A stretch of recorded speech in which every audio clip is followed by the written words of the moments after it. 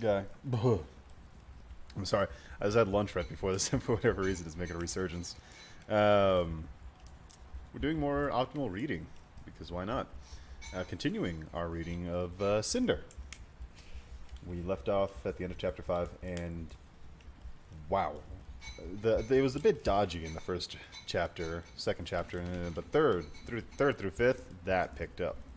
I'm excited to see where we go to from here. Who's that handsome guy? I'm looking at the recording myself. Let's see, where is there you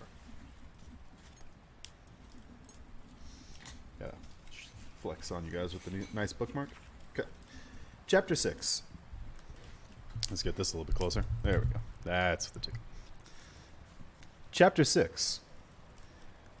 Cinder sunk through the balmy night, the sound of her boots shuffling across the concrete as if both legs were made of steel. The empty night was a chorus of muted sounds in her head. The sandy crunching of Aiko's treads, the sputtering of street lamps above them, the constant hum of the magnetic superconductor beneath the street. With every step, the wrench inside Cinder's calf clanked. It all dulled in comparison to the video replaying in her mind. Her interface did that sometimes, recording moments of strong emotion and replaying them over and over, like deja vu or when the last words of a conversation linger in the air long after silence had settled in. You... Oh. Dog's having a little treat. She's making a little bit of noise. Yes, there we go. Usually, she could make the memory stop before it drove her crazy, but tonight, she didn't have the energy. The black splotch on Peony's skin. Her scream. The Medroid syringe dragging Cinder's blood from the flesh of her elbow. Peony, small and trembling on the gurney. Already dying. She stopped, clutching her stomach as nausea rolled up. Aiko paused a few paces ahead, shining her spotlight on Cinder's scrunched face. "Are you all right?" The light darted down the length of Cinder's body, and she was sure Aiko was searching for bruise-like rings, even though the med droid said she wasn't infected. Instead of answering, Cinder peeled off her gloves and shoved them into her back pocket. Her faintness passing, she leaned her shoulder against a street lamp and drank in the humid air. They made it home, almost. The Phoenix Tower apartment stood on the next corner, only the top floor catching the faint light from the crescent moon, the rest of the building cast in shadow. The windows were black, but for a handful of lights and some bluish-white glares from flickering net screens.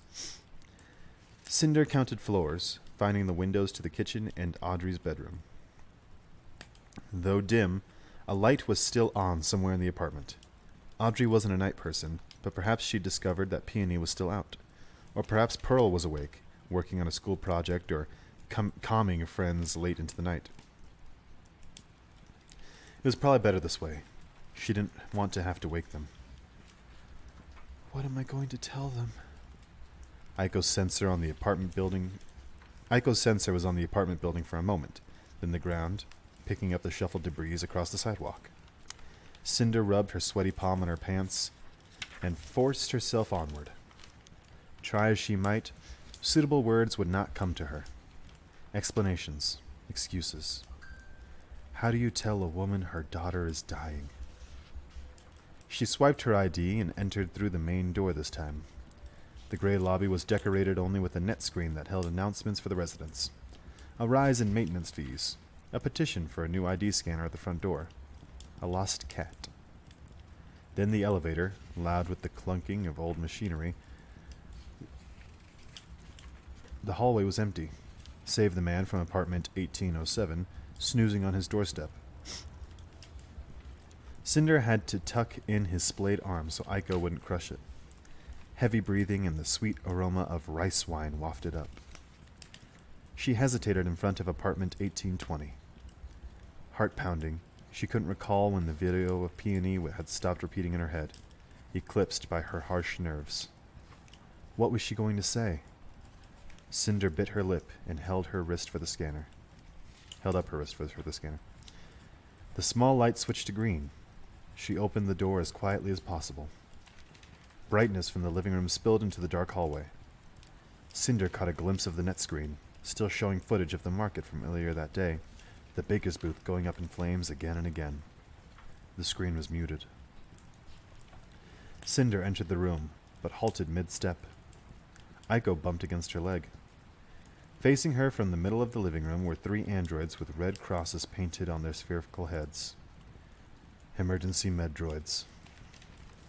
Behind them, Audrey in her silk bathrobe stood against the mantel, although the holographic fire was turned off. Pearl was still fully clothed, sitting on the sofa with her knees pulled up to her chin. They were both holding dry washcloths over their noses and eyeing Cinder with a mixture of repulsion and fear. Cinder's stomach clenched. She drew a half step back into the hallway, wondering which of them was sick, but she quickly realized that neither of them could be. The androids would have taken them immediately. They wouldn't be protecting their breath. The entire building would be on lockdown. She noticed a small bandage on Audrey's elbow. They had already been tested. Cinder shifted her messenger bag, setting it on the ground, but kept the mag belt. Audrey cleared her throat and lowered the cloth to her sternum. She looked like a skeleton in the pale lighting. Mealy skin and jutting bones. Without makeup, dark circles swelled beneath her bloodshot eyes. She'd been crying, but now her lips were set in a stiff line.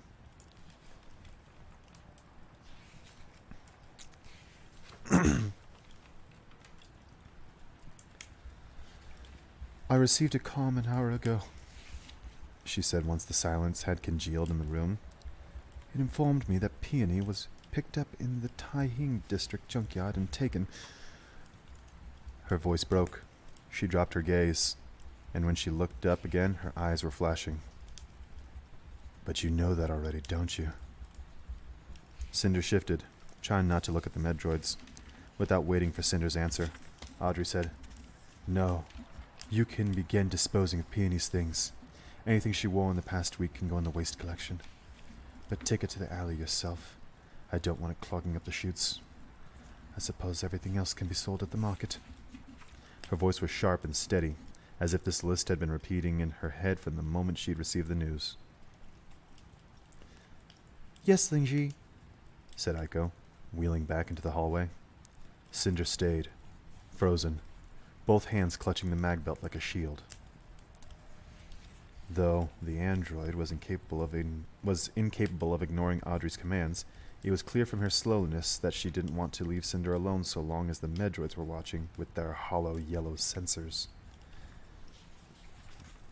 Why, said Audrey, wringing the washcloth, was my youngest daughter in the Taihing district junkyard this evening? Cinder drew the mag belt against her, lining it up from shoulder to toe, made of the same steel as her hand and equally tarnished. It felt like an extension of her. She came with me to look for a mag belt. She drew in a heavy breath. Her tongue felt swollen, her throat closing in. I'm so sorry. I saw the spots, and I called the emergency hover. I didn't know what to do. Tears puddled in Audrey's eyes briefly, before she blinked them away. She dropped her head, staring down at the twisted cloth. Her body sagged against the mantel. I wasn't sure that you would come back here, Cinder. I expected to receive another comm at any minute, telling me that my ward had also been taken. Audrey pulled her shoulders back, lifting her gaze. The weakness passed. Her dark eyes hardened. These medroids tested Pearl and myself. The plague has not yet spread to either of us. Cinder started to nod, relieved, but Audrey continued. Tell me, Cinder, if Pearl and I are not carrying the disease, where did Peony get it from? I don't know. You don't know? But you did know about the outbreak from the market today. Cinder's lips parted. Of course, the cloths, the medroids, they thought she was infected. I don't understand you, Cinder. How could you be so selfish? She jerked her head. No. They tested me too, at the junkyard. I don't have it. I don't know where she got it from. She held out her arm, showing the bruise blooming on her inner elbow. They can check again if they want to. One of the medroids showed its first sign of life, shining at the light in the small red spot where the needle had pricked her. But they didn't move, and Audrey didn't encourage them.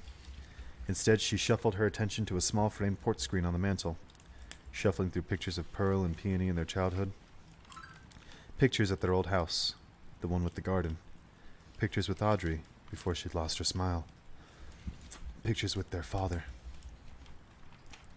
"I'm so sorry," said Cinder. "I love her too." Audrey squeezed the frame. "Don't insult me," she said, sliding the frame closer to her. "Do you even know what love is? Can you feel anything at all? Or is it just programmed?" She was talking to herself, but the words stung. Cinder risked a glance at Pearl, who was still sitting on the sofa with her face half hidden behind her knees. But she was no longer holding the washcloth to her face. When she saw Cinder looking at her, she turned her gaze to the floor. Cinder flexed her fingers against the mag belt. "Of course I know what love is." And sadness, too. She wished she could cry to prove it. "Good. Then you will understand that what I am Then you will understand that I am doing what a mother must do, to protect my children." Audrey turned the frame face down on the mantel. On the couch, Pearl turned her face away, pressing her cheek against her knees. A tendril of fear curled in Cinder's stomach. "Audrey? It has been 5 years since you became a part of this household, Cinder. 5 years since Garen left you to me. I still don't know what made him do it. I don't know why he felt obligated to travel to Europe, of all places, to find some mutant to take care of. He never explained it to me. Perhaps he would have someday, but I never wanted you. You know that." Cinder pursed her lips. The blank-faced medroids leered up at her. She did know it, but she didn't think Audrey had ever put it so clearly. "Garen wanted you to be taken care of, so I've done my best. Even when he died, even when my money ran out, even when the money ran out, even when everything fell apart." Her voice cracked, and she pressed one palm firmly against her mouth. Cinder watched her shoulders tremble, listened to the short gasps of breath as she tried to stifle the sobs. "But Garen would have agreed. Peony comes first. Our girls come first." Cinder started at the raised voice. She could hear the justification in Audrey's tone, the determination. "Don't leave me with this thing." She shuddered. "Audrey, if it weren't for you, Garen would still be alive, and Peony—" "No, it's not my fault." Cinder spotted a flash of white, saw Aiko loitering in the hallway, uncertain. Her sensors had gone nearly black. Cinder searched for her voice. Her pulse was throbbing. White spots flickered across her vision. A red warning flickered in the corner of her eye, a recommendation that she calm down. "I didn't ask to be made like this. I didn't ask for you or anyone to adopt me. This isn't my fault." "It isn't my fault either!" Audrey lashed out. Shoving the net screen off its brackets with one shove, it fell and crashed, taking 2 of her husband's achievement plaques down with it. Bits of plastic ricocheted across the worn carpet. Cinder jumped back, but the frenzy fled as fast as it had come. Audrey's ragged breath was already slowing. She was always so careful not to disturb the neighbors, not to be noticed, not to cause a commotion, not to do anything that could ruin their reputation. Even now. "Cinder," said Audrey, chafing her fingers with the washcloth as if she could erase her lost temper. "You will be going with these medroids. Don't make a scene." The floor shifted. "What? Why?" "Because we all have a duty to do what we can, and you know what a high demand there is for your type. Especially now." She paused. Her face had gone pink and mottled. "We can still help Peony. They just need cyborgs to find a cure." "You volunteered me for plague research?" Her mouth could barely form the words. "What else was I to do?" Cinder's jaw hung. She shook her head, dumbly, as all 3 yellow sensors focused on her. "But nobody survives the testing. How could you—" Nobody survives the plague. If you care for Peony as much as you claim to, you'll do as I say. If you hadn't been so selfish, you would have volunteered yourself after you left the market today before coming here and ruining my family again. But take her away. She is yours. Cinder was too stunned to move as the nearest android held a scanner up to her wrist. It beeped, and she flinched back. Lynn, Cinder, it said in a metallic voice. Your voluntary sacrifice is admired and appreciated by all citizens of the Eastern Commonwealth. A payment will be made to your loved ones as a show of gratitude for your contribution to our ongoing studies. Her grip tightened on the mag belt.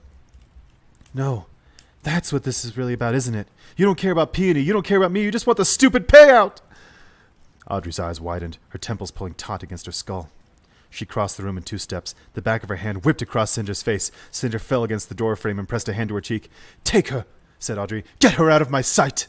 I didn't volunteer. You can't take me against my will. The android was unperturbed. We have been authorized by your legal guardian to take you into custody through the use of force if necessary. Cinder curled her fingers, balling a fist against her ear. You can't force me to be a test subject. Yes, said Audrey, her own breathing labored. I can. So long as you're under my guardianship. You don't think this will save Peony? So don't pretend this is about her. She has days! The chance of them finding a cure before... Then my only mistake was in waiting too long to be rid of you, said Audrey, running the washcloth between her fingers. Believe me, Cinder, you were a sacrifice I will never regret. The treads of one of the medroids clattered against the carpet. Are you prepared to come with us? Cinder pursed her lips and lowered her hand from her face. She glared at Audrey, but she could find no sympathy in her stepmother's eyes. A new hatred boiled up inside her. Warnings flashed in her vision. No, I'm not. Cinder swung the mag belt, smacking it hard against the android's cranium. The robot fell to the floor, tread spinning midair. I won't go! Scientists have done enough to me already! A second android rode toward her, initiating procedure 240B, forcible removal of cyborg draft subject. Cinder sneered and shoved the end of the mag belt at the android's sensor, shattering the lens and thrusting it onto its back.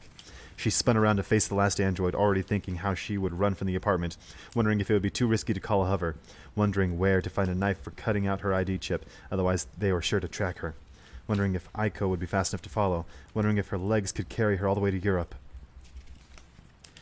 The medroid approached too fast. She stumbled, changing the trajectory of the mag belt, but the android's metal pinchers grabbed her wrist first. Electrodes fired. Electricity sizzled through Cinder's nervous system. The voltage overwhelmed her wiring. Cinder's lips parted, but the cry stuck in the back of her throat. She dropped the mag belt and collapsed. Red warnings flashed across her vision until, in an act of cyborg self-preservation, her brain forced her to shut down.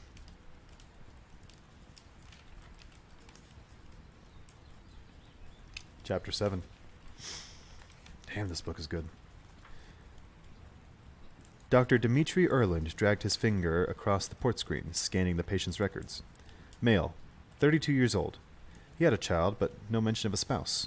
Unemployed. Turned cyborg after a debilitating work-related accident 3 years ago. No doubt spent most of his savings on the surgery. He traveled all the way from Tokyo. So many strikes against him, and Dr. Erland couldn't explain that to anybody.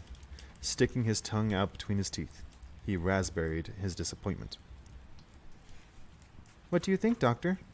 Asked today's assistant, a dark-skinned girl whose name he could never recall and who was taller than he was by at least 4 inches. He liked to give her tasks that kept her seated while she worked. Dogs are growling. Dr. Erland filled his lungs slowly, then released them all at once, changing the display to the more relevant diagram of the patient's body. He had a mere 6.4% makeup, his right foot, a bit of wiring, and a thumbnail-sized control panel embedded in his thigh. Too old, he said, tossing the port onto the countertop before the observation window. On the other side of the glass, the patient was laid on the lab table. He looked peaceful, but from madly tapping fingers against the plastic cushions, his feet were bare, but skin grafting covered the prosthesis. Too old? Said the assistant. She stood and came to the window, waving her own port screen at him. 32 is too old now?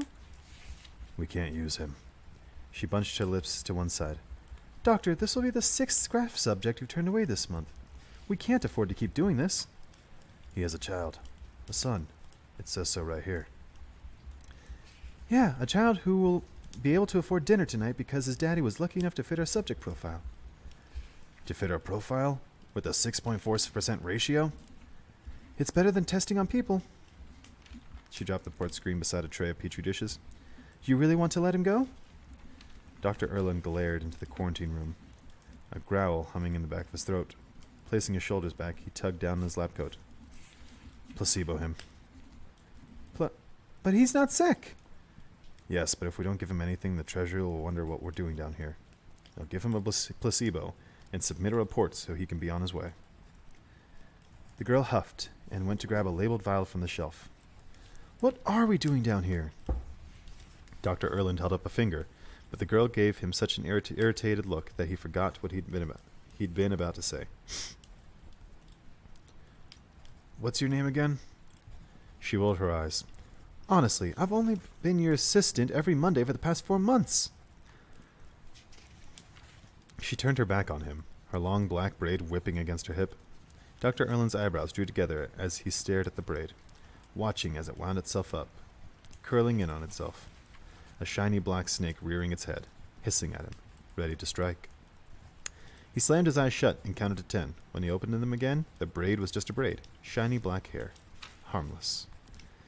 Pulling off his hat, Dr. Erland took a moment to rub his own hair, gray and considerably less full than his assistant's. The visions were getting worse. The door to the lab room opened. Doctor? He jolted and stuffed his head back into the hat. Yes, he said, grabbing his port screen. Lee, another assistant, lingered with his hands on the doorknob. Dr. Erland had always liked Lee, who was also tall, but not as tall as the girl. There's a volunteer waiting in 6D, said Lee. Someone they brought in last night. A volunteer? Said the girl. Been a while since we had one of those. Lee pulled a port screen from his breast pocket. She's young, too, a teenager. We haven't run her diagnostics yet, but I think she's going to have a pretty high ratio. No skin grafting. Dr. Erland perked up, scratching his temple with the corner of his port. A teenage girl, you say? How? He fumbled for an appropriate descriptor. Unusual? Coincidental? Lucky? Suspicious, said the girl, her voice low. Dr. Erland turned, found her glower bearing down on him. Suspicious? What do you mean? She perched against the edge of the counter, diminishing her height so she was eye level. But she still seemed intimidating with her folded arms and unimpressed scowl.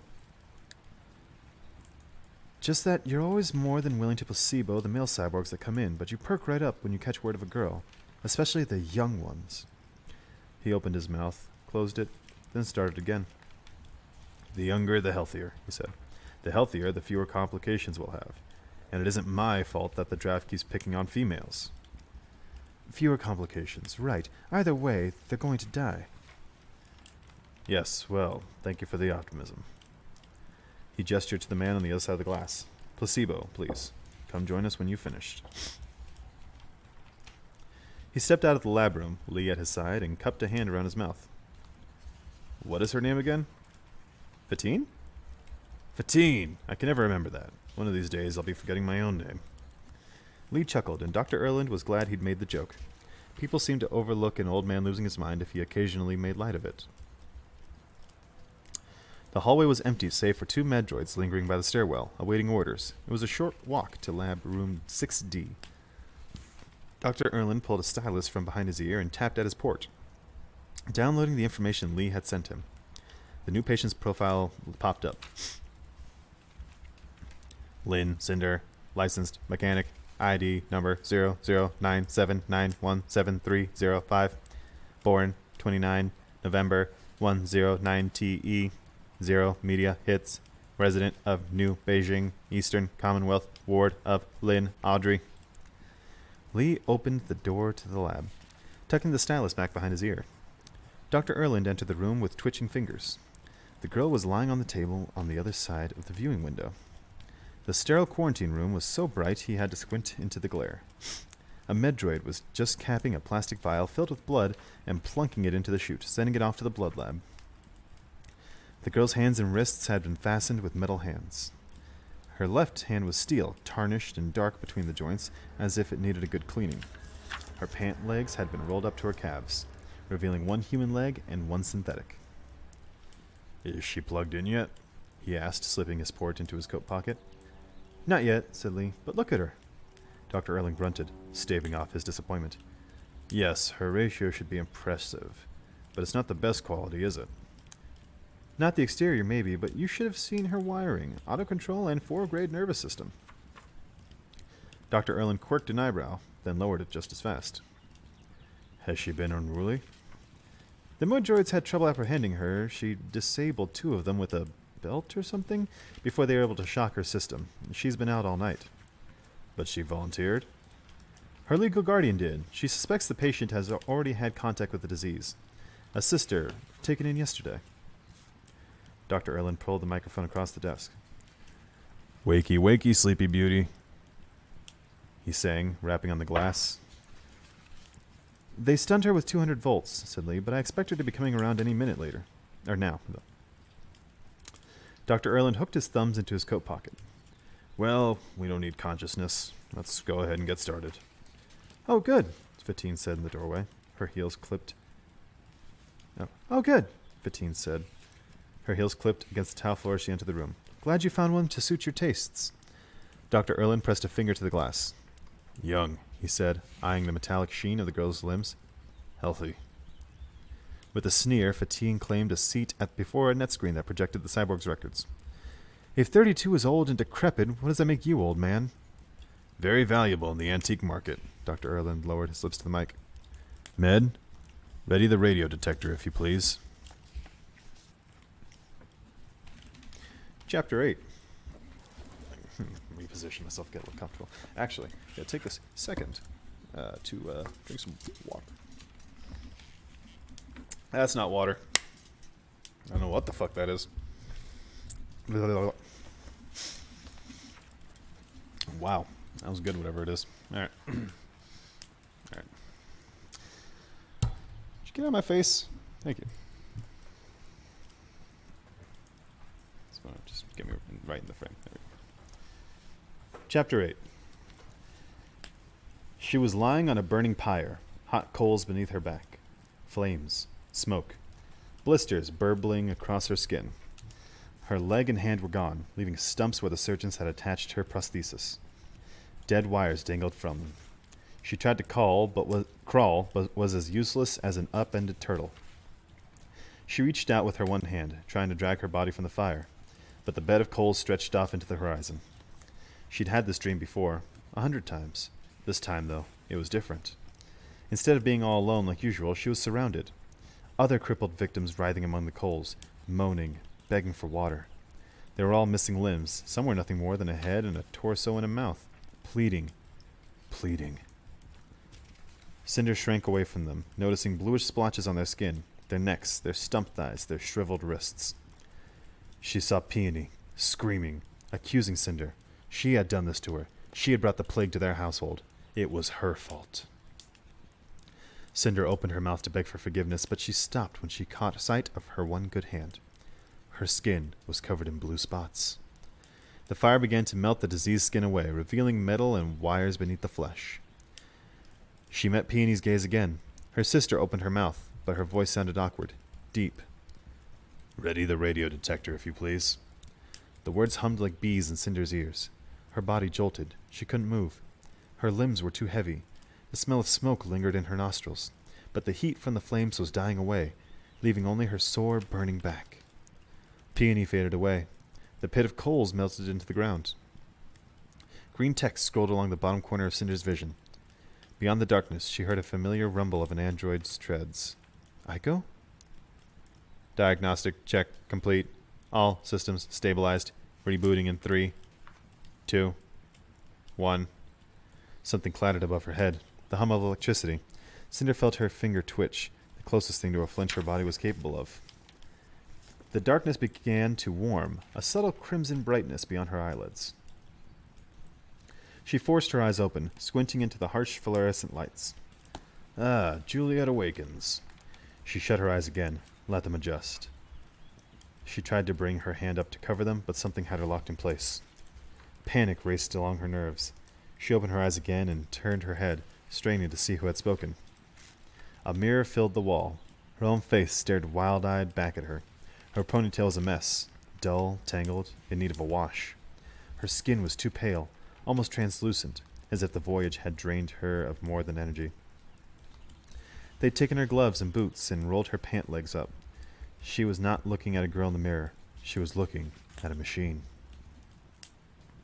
"How are you feeling, Miss Lynn?" said the dismembered voice in an accent she couldn't pinpoint. "European? American? I'm trying my best." She wet her parched lips and craned her neck to peer at the android behind her.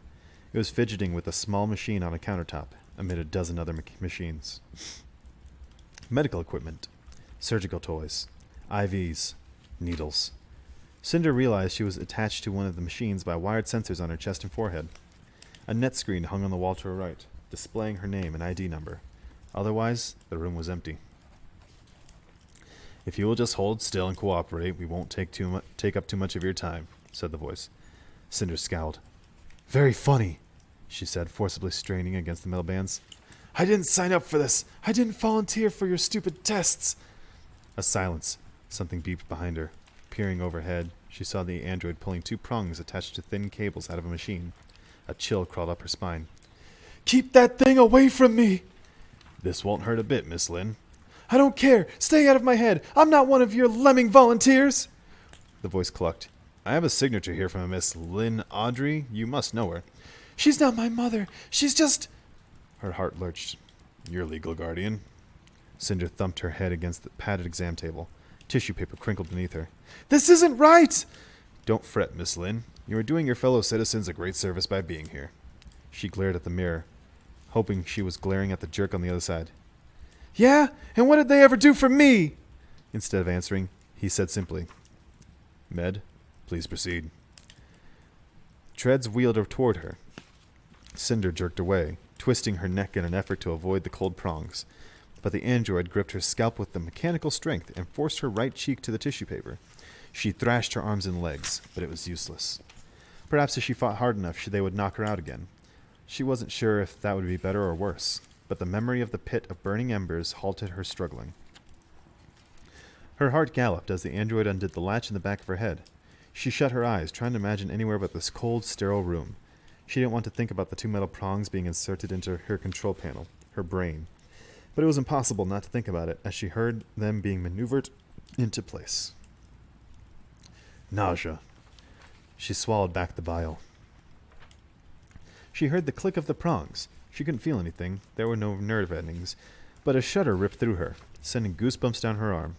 Her retina display informed her that she was now connected to ratio detector 2.3 scanning 2%, 7%, 16%.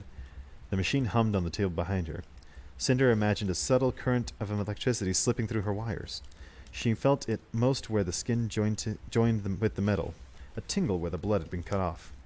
63%. Cinder clenched her jaw. Someone had been there before, in her head. A fact never forgotten, always ignored. Some surgeon, some stranger, opening her skull and inserting their made-up system of wires and conductors while she had lain helpless beneath them. Someone had altered her brain. Someone had altered her. 78%. She choked on the scream that tried to burble out of her. It was painless. Painless. But someone was in her head. Inside her. An invasion. A violation. She tried to jerk away, but the android held her firm. "Get out!" The scream echoed back to her off the cold walls. Scan complete. The medroid disconnected the prongs. Cinder lay trembling, her heart crushed against her ribcage. The medroid didn't bother to lose the control panel in the back of her head. Close, sorry. Cinder hated it, hated Audrey, hated the mad voice behind the mirror, hated the nameless people who had turned her into this. "Thank you for your stellar cooperation," said the dismembered voice. "It will take just a minute for us to record your cybernetic makeup, and then we'll proceed. Please make yourself comfortable." Cinder ignored him, face turned away from the mirror. It was one of those rare moments where she was glad to have no tear ducts. Otherwise, she was sure she'd have a sniveling disaster. and she would have hated herself all the more for it. She could still hear the voices over the speakers, but their words consisted of muttered scientific lingo she didn't understand. The Medroid was bustling around behind her, putting the ratio detector away, readying her next instrument of torture. Cinder opened her eyes. The net screen on the wall had changed, no longer showing her life stats. Her ID number was still at the top, headlining a holographic diagram of a girl full of wires. It was as if someone had chopped her down the middle, dividing her front half from her back half, and then put her cartoonish image in a medical textbook. Her heart, her brain, her intestines, her muscles, her blue veins, her control panel, her synthetic hand and leg, wires that trailed from the base of her skull all the way down her spine and out to her prosthetic limbs. The scar tissue where flesh met metal, a small dark square in her wrist, her ID chip. But those things she had known. Those things she had expected. She had not known about the metal vertebrae along her spine, or the four metal ribs, or the synthetic tissue around her heart, or the metal splints along the bones in her right leg. The bottom of the screen was labeled ratio 36.28%. She was 36.28% not human. "Thank you for your patience," came the voice, startling her. "As you've no doubt noticed, you're quite the exemplary model of modern science, young lady." "Leave me alone," she whispered. "What's going to happen next is that the Medroid is going to inject you with a 1/10 solution of letumosis microbes. They've been magnetically tagged, so will appear bright green on your holographic diagram in real time. Once your body enters into the first stage of the disease, your immune system will kick in and try to destroy the microbes, but it will fail. Your body will then proceed to stage 2 of the disease, which is, of course, where we see the bruise-like spots on your skin. At that point, we will inject you with our most recent batch of antibodies, which, if we've succeeded, will permanently disable the pathogens. Abracadabra, you'll be home in time for dumplings. Are you ready?" Cinder stared at the holograph and imagined watching herself die in real time. "How many different batches of antibodies have you gone through?" "Med?" 27, said the Medroid. "But," said a foreign voice, "they die a little slower each time." Cinder crinkled the tissue paper beneath her fingertips. "I believe we're all ready. Med, please proceed with syringe A." Something clattered on the table, and then the android was beside her. A panel was open in its torso, revealing a third arm ending in a syringe, like in those emergency androids. Cinder tried to pull away, but she had nowhere to go. Imagining the headless voice on the other side of the mirror, watching, laughing at her vain struggles, she froze and tried her best to hold still, to be strong, to not think about what they were doing to her. The android's prongs were cold as they gripped Cinder's elbow. She was still bruised from having blood taken twice in the past 12 hours. She grimaced, muscles pulling taut to her bones. "It's easier to find the vein if you relaxed," the android said. "Oh, that was the android, my bad.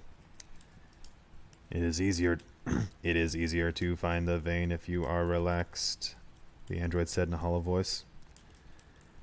Cinder tensed her arm muscles until they were shaking. A snort came through the speakers, as if the disembodied voice was amused by her antics. The android was well programmed. Despite her rebellion, the needle punctured her vein on the first try. Cinder gasped. A pinch. Just a pinch. The fight drained out of her as the clear liquid ran in. Damn. Book 2. There was no bed for her, and at night, when she had worked herself weary, she had to sleep in the hearth by the ashes. Oh, by the hearth in the ashes. Chapter 9. "Successful transmittal of the carriers," said Lee. "All reactions appear normal. Blood pressure stabilizing. Signs of stage 2 expected around 0100 tomorrow morning." He clapped his hands and spun in his chair to face Dr. Erland and Fatine. "That means we can all go home and take naps, right?" Erland sniffed. Dr. Erland sniffed. He traced his finger along the screen before him, slowly turning the holographic image of the patient. 20 little green lights were flickering along her bloodstream, spreading slowly through her veins. But he had seen that before, dozens of times. It was the rest of her that held his interest now. "Have you ever seen anything like her before?" said Fatine, standing beside him. "The sales from her control panel alone would cover the family payoff." Dr. Erland tried to give her an unimpressed glare, but it was less than effective when he had to tilt his head back to look up at her.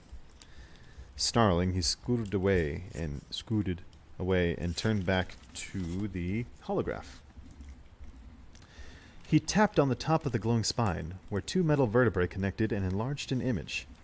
What had been a small shadow before now appeared too substantial, too geometric. Fatine crossed her arms and bent down. "What is that?" "I'm not sure," said Erland, rotating the image for a better view. "It looks like a chip," said Lee, getting up to join them. "On her spine?" said Fatine. "What good would that do her?" I'm just saying that's what it looks like. Or maybe they messed up on the vertebrae and had to re-weld it or something." Fatine pointed. "This is more than just welding, though. You can see the ridges here. Looks like it's plugged into..." She hesitated. They both faced Dr. Erland, whose eyes were following a small green dot that had just floated into the holograph's viewing range. "Like a vicious green firefly," he muttered to himself. "Doctor," said Fatine, snapping his attention back to her, "why would she have a chip plugged into her nervous system?" He cleared his throat. "Perhaps," he said, pulling spectacles from his breast pocket and sliding them onto his nose, "her nervous system experienced traumatic damage." "From a hover accident?" "No. Yeah, from a hover accident?" said Lee. "Spinal injuries used to be quite common before computer-operated navigation took over." Dr. Erland scratched his nail across the screen, pulling the holograph back to show her whole torso. He squinted into the lenses. His fingers flitted over the image. "What are you looking for?" asked Fatine. Dr. Erland dropped his hand and glanced at the immobile girl on the other side of the window. "Something is missing." The scar tissue around her wrist, the dull sheen of her synthetic foot, the grease beneath her fingertips. "What?" said Lee. "What's missing?" Dr. Erland stepped closer to the window and pressed a sweating palm against the counter. "A little green firefly." Behind him, Lee and Fatine traded glances before spinning back to the holograph. They each began their count, him silently, her out loud. But Fatine paused on number 12 with a gasp. "One just disappeared," she said, pointing at an empty spot on the girl's right thigh. "A microbe. It was right there. I was looking right at it, and now it's gone." As they watched, two more dots flickered and disappeared, like burned-out light bulbs. "Oh shit! Is Cinder is the thing, or is Cinder? Oh, her body's fighting the infection. Oh goddamn!" Lee grabbed his port screen off a desk and pounded his fingers against it. "Her immune system is going berserk!" Dr. Erland leaned into the microphone. "Med, please draw another blood sample. Quickly!" The girl jolted to attention at the sound of his voice. Fatine joined him at the window. "We haven't given her the antidote yet." "Oh, shit, so it's her body that's fighting No. "So how—" Dr. Erland bit down on the thumbnail to tame the rush of giddiness. "I need to get that first blood sample," he said, backing away, almost afraid to take his eyes from the cyborg girl. "When all the microbes have disappeared, have her taken into Lab 4. "Lab 4 isn't set up for quarantine," said Lee. "Indeed, she won't be contagious." Our Dr. Erland snapped his fingers, halfway out the door, and perhaps have the med untie her. "Untie—" Fatine's face contorted with disbelief. "Are you sure that's such a good idea? She was violent with the med droids, remember?" Lee folded his arms. "She's right. I know I wouldn't want to be on the other side of that fist if she got angry." "In that case, you have nothing to fear," said Dr. Erland. "I'll be meeting with her in private." Damn! Okay, so Cinder's body has a way to fight. That's why she didn't... So... She must have gotten infected in the marketplace and then accidentally brought it home. So it was her fault that Peony's dying. But would she still be contagious if her body fought the infection off on its own? I suppose the only way to find out is if we keep reading. Chapter 10. Cinder started when the mystery voice filled the room again, demanding another blood sample from the sacrificial lamb. She glared at the mirror, ignoring the medroid as it prepared a new needle with robotic efficiency. She fought down a gulp, moistened her throat, How long before I get the pretend antidote? She waited, but there was no answer. The android clipped its metal claws around her arm. She flinched at the cold, then again as the needle poked into her sore elbow. The bruise would last for days. Then she remembered that tomorrow she would be dead, or dying. Like Peony. Her stomach twisted. Maybe Audrey was right. Maybe it was for the best. A shudder racked her body. Her metal leg clanked hard against the restraints. Maybe not, though. Maybe the antidote would work. She filled her lungs with the cool, sterile air of the lab and watched as the holograph on the wall mimicked her. 2 green dots lingered by her right foot.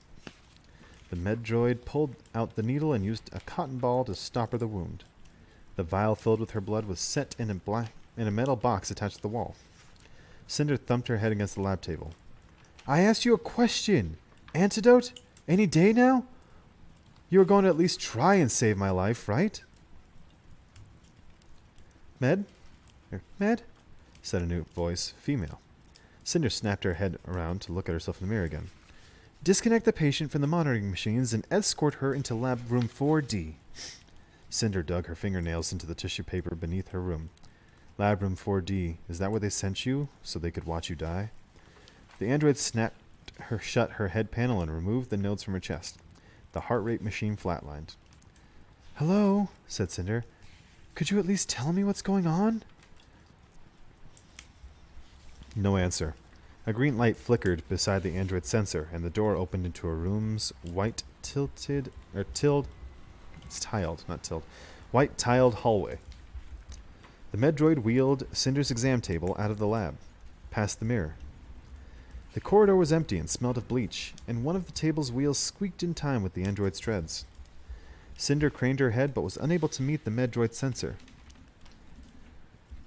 I think I have some oil on my calf if you'd like me to fix that wheel. The android remained silent. Cinder pressed her lips. Numbered white doors slid past them. What's in lab room 4D? Silence. Cinder drumming her fingers, listening to the crinkle of tissue paper and the wheel that was sure to give her a twitch. She caught the sound of voices somewhere far away, down another corridor, and half expected her to hear screams coming from behind the closed doors. Then one of the doors opened, and the android pushed her past a black 4D. The room was almost an exact duplicate of the other, but without the observation mirror. Cinder was wheeled alongside another exam table, upon which sat a familiar pair of boots and gloves. Then, to Cinder's surprise, her shackles released with the simultaneous whistle of air. She jerked her hands and feet out of the unopened metal rings before the android could realize it, had made a mistake and bind her again. But the android showed no reaction as it retreated to the hall without comment. The door clanked shut behind it. Shivering, Cinder sat up, and searched the room for hidden cameras, but nothing stuck to her as obvious. A counter along one wall held the same heart rate machines and ratio detectors as the other had. One net screen to her right sat blank. The door. 2 exam tables behind her. 2 exam tables. And her. Gotta hydrate. I'm getting all messed up trying to read this. Ah, there we go. That's the stuff. Alright. She swung her legs over the side and snatched up her boots and gloves. While lacing up her left boot, she remembered the tool she'd stashed in her leg before leaving the junkyard, which seemed like eons ago. She unlatched the compartment and was relieved to find it hadn't been raided. With a steadying breath, she grabbed the largest, heaviest tool she had, a wrench, before closing the compartment and tying off her boot. With her synthetic limbs covered and a weapon in hand, she felt better, still tense, but not as vulnerable as before. More confused than ever. Why give her stuff back if they were going to kill her? Why take her to a new lab? She rubbed the cool wrench against her bruise on the eye of her elbow. It almost looked like a spot from the plague. She pressed on it with her thumb, glad to feel the dull pain that proved it wasn't. Again, she scanned the room for a camera, half expecting a small army of med-droids to stampede the room before she could destroy all the lab equipment, but no one came. The hallway outside betrayed no footsteps. Sliding off the exam table, Cinder went to the door and tested the handle. Locked. An ID scanner was inserted into the frame, but it stayed red when she flashed her wrist before it, so it must have been coded to select personnel. She went to the cabinets and fiddled with the row of drawers, but nothing happened. Tapping the wrench against her thigh, she turned on the net screen. It blazed to life, a holographic image jumping out at her. It was her again, her medical diagram spliced in half. She swiped the wrench at the hologram's abdomen. It flickered, then returned to normal. Behind her, the door whooshed open. Cinder spun, tucking the wrench against her side. An old man in a gray newsboy cap stood before her, holding a port screen in his left hand and 2 blood-filled vials in the other. He was shorter than Cinder. A white lab coat hung from his shoulders, as it would a model skeleton. Lines drawn into his face suggested he had spent many years thinking very hard over very difficult problems, but his eyes were bluer than the sky, and at that moment, they were smiling. He reminded her of a child salivating over a sticky bun. The door shut behind him. "Hello, Miss Lynn." Her fingers tightened on the wrench. That strange accent, the disembodied voice. "I am Dr. Erland, the leading scientist of the Royal Letamosis research team. She forced her shoulders to relax. "Shouldn't you be wearing a face mask?" His gray eyebrows lifted. "Whatever for? Are you sick?" Cinder clenched her teeth and pressed the wrench into her thigh. "Why don't you sit down? I have some important things to discuss with you." "Oh, now you want to talk," she said, inching toward him. "I was under the impression you didn't care too much about the opinions of our guinea pigs." "You are a bit different than our usual volunteers." Cinder eyed him, the metal tool warming in her palm. "Maybe that's because I didn't volunteer." In a fluid motion, she raised her arm, targeted his temple, and visioned him crumpling to the floor. But she froze, her vision blurring. Her heart rate slowed, the spike of adrenaline gone before her retina display could warn her about it. Thoughts came to her, sharp and clear amid the syrupy confusion of her brain. He was a simple old man, a frail, helpless old man, with the sweetest, most innocent blue eyes she'd ever seen. She did not want to hurt him. Her arm trembled. The little orange light clicked on, and she dropped the wrench in surprise. It clattered to the tile floor, but she was too dazed to worry about it. He hadn't said anything. How could he be lying? The doctor didn't even flinch. His eyes beamed, pleased with Cinder's reaction. "Please," he said, fanning his fingers toward the exam table. "Won't you sit?"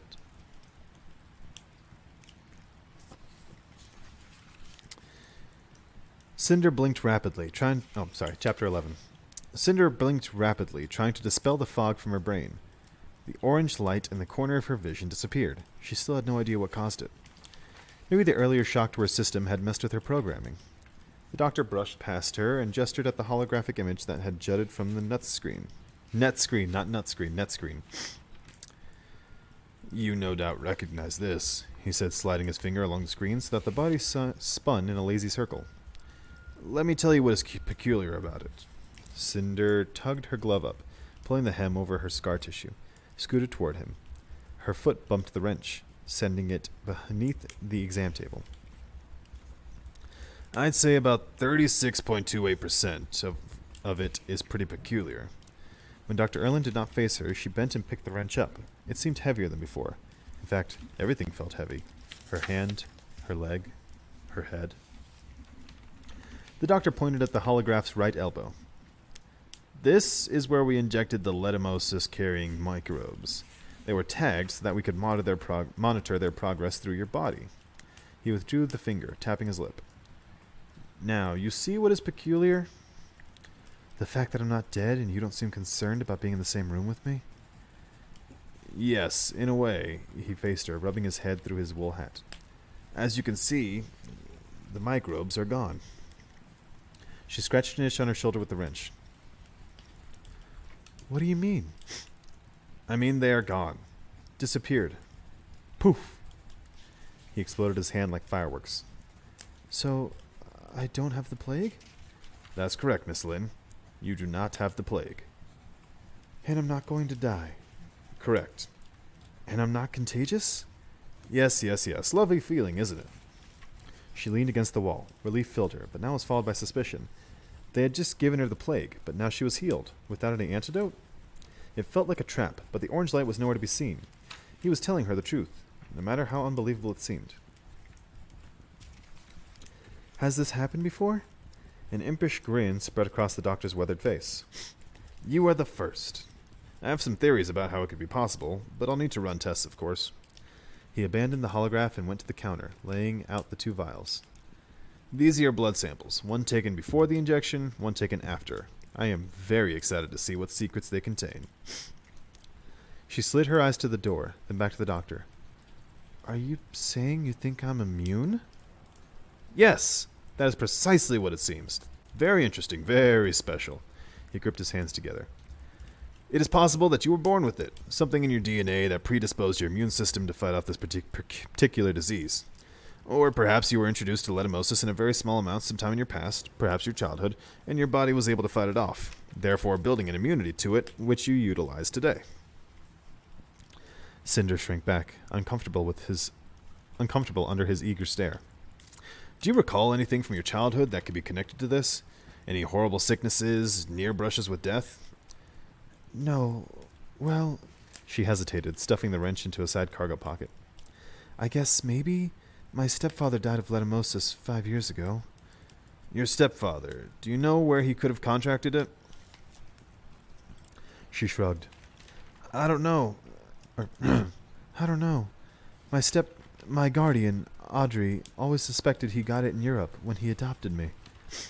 The doctor's hands trembled, as if his clutched fingers alone were keeping him from combusting. You're from Europe, then? She nodded uncertainly. It felt odd to think she was from a place she had no memory of. Were there many sick people in Europe that you recall? Any notable outbreaks in your province? I don't know. I don't actually remember anything from before the surgery. His eyebrows rose, his blue eyes sucking in all the light of the room. The cybernetic operation? No, the sex change. The doctor's smile faltered. I'm joking. Dr. Erland reassembled his composure. What do you mean when you say you don't remember anything? Cinder blew a wisp of hair from her face. Just that. Something about when they installed the brain interface, it did some damage to my... whatever. The part of the brain that remembers things. The hippocampus. I guess. How old were you? 11. 11. He released his breath in a rush. His gaze darted haphazardly around the floor as if the reason for her immunity was written upon it. 11. Because of the hover accident, right? Or was it? Right. Hover accidents are nearly impossible these days, until some idiot removes the collision sensor, trying to make it go faster.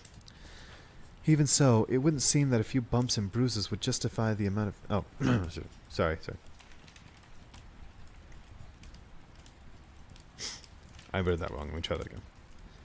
11. Because of a hover accident, was it? Right. Hover accidents are nearly impossible these days. Until some idiot removes the collision sensor, trying to make it go faster. Even so, it wouldn't seem that a few bumps and bruises would justify the amount of repairs you had. Cinder tapped her fingers against her hip. Repairs. What a very cyborg term. Yeah, well, it killed my parents and threw me through the windshield. The force pushed the hover off the maglev track. It rolled a couple of times and pinned me underneath. Afterwards, some of the bones in my leg were the consistency of sawdust. She paused, fiddling with her glove. At least that's what they told me. Like I said, I don't remember any of it. She only barely remembered the drug-induced fog, her mushy thoughts. And then there was the pain, every muscle burning, every joint screaming, her body in rebellion as it discovered what had been done to it. Do you have any trouble retaining memories since then, or forming new ones? Not that I know of, she glared. Is this relevant? It's fascinating, Dr. Erland said, dodging the question. He pulled out his port screen, making some notation. 11 years old, he muttered again, then, you must have gone through a lot of prosthetic limbs going into those. Cinder twisted her lips. She should have gone through lots of limbs, but Audrey had refused to pay for new parts for her freak stepdaughter. Instead of responding, she cast her eyes to the door and then the blood-filled vials. So, Am I free to go? Dr. Erland's eyes flashed as if injured by her question. Go? Miss Lin, you must realize how valuable you've become with this discovery. Her muscles tensed, her fingers trailing along the hard outline of the wrench in her pocket. So I'm still a prisoner, just a valuable one now. His face softened, and he tucked the port out of sight. This is much bigger than you realize. You have no idea how important, no idea of your worth. So what now? Are you going to inject me with even more lethal diseases to see how my body fares against those? Stars, no, you are much too precious to kill. You weren't exactly saying that an hour ago. Dr. Erland's gaze flickered to the holograph, brow furrowed as if considering her words. Things are quite different than they were an hour ago, Miss Lin. With your help, we could save hundreds of thousands of lives. If you are what I think you are, we could stop the cyborg draft to start with. He settled his fist against his mouth. Plus, we would pay you, of course. Hooking her thumbs into the belt loops of her pants, Cinder leaned against the counter that held all the machines that had seemed so threatening before. She was immune. She was important. The money was tempting, of course. If she could prove her self-sufficiency, she might be able to annul Audrey's legal guardianship over her. She could buy back her freedom. But even that insight dulled when she thought of Peony. You really think I can help? I do. In fact, I think every person on Earth could soon find themselves immensely grateful to you. She gulped and lifted herself onto the exam table, folding both her legs beneath her.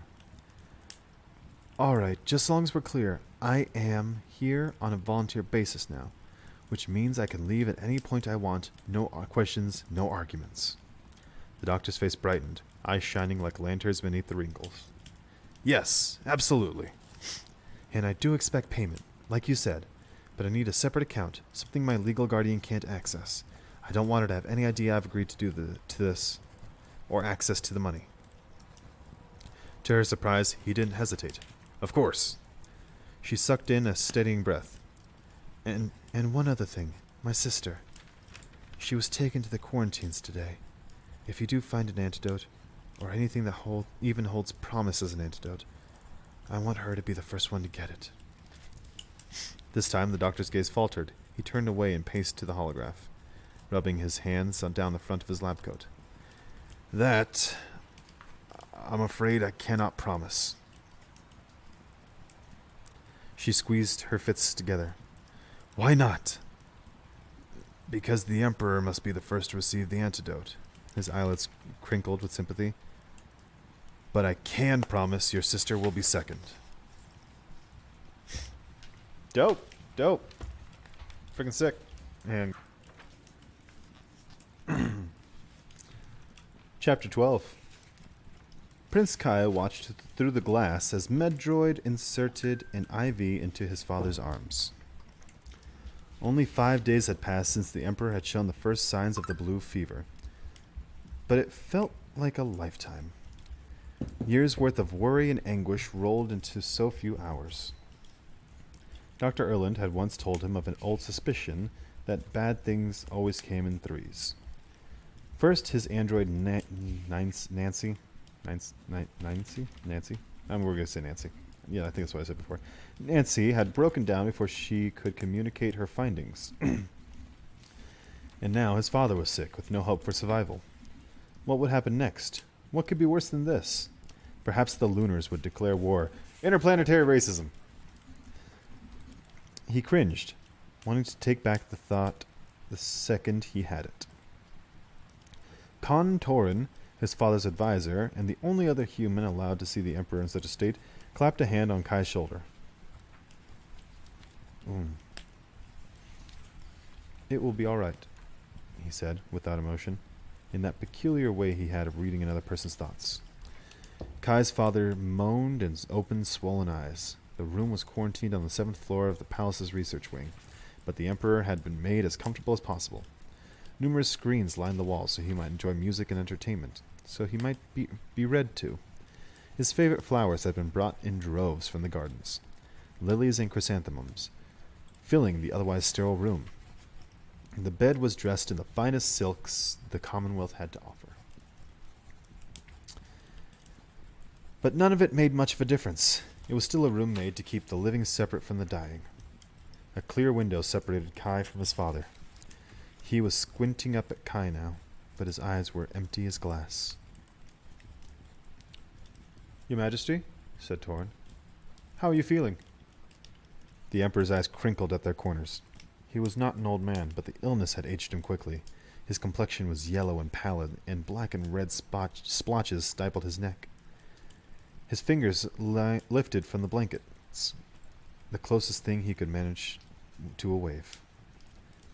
"Is there anything you need?" Torin asked. "Glass of water. Food." "An escort 5.3? Kai suggested. Torin cast the prince a disapproving glare, but the Emperor wheezed a small chuckle. Kai felt his eyes misting and had to look away, down at fingertips pressed into the windowsill. "How much longer?" he said, quiet so his father wouldn't hear. Torin shook his head. "Days, if that." Kai could feel Torin's gaze on him, understanding but also harsh. "You should be grateful for the time you have with him. Most people don't get to see their loved ones when they're taken away." "And who wants to see their loved ones like this?" Kai looked up. His father was struggling to stay awake, his eyelids twitching. "Med, bring him water." The android rolled to the Emperor's side and lifted his backrest, guiding a glass of water to his lips and wiping away the dribble with a white cloth. He did not drink much, but seemed refreshed when he had sunk in again into the pillows.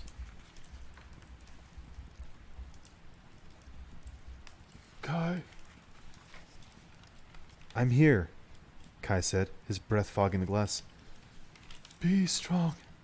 Trust." His words broke into a cough. The med droid held a towel to his mouth, and Kai caught a glimpse of blood beneath the cotton. He shut his eyes, measuring his breath. When he opened them again, the med droid was filling the IV with clear liquid, something to ease the pain. Kai and Torin watched as the Emperor sank into a motionless sleep, like watching a stranger. Kai loved him, but couldn't quite connect the sick man before him with the vibrant father he had a week ago. 1 week. A shudder ran through him, and Torin squeezed his shoulder. Kai had forgotten his hand was there.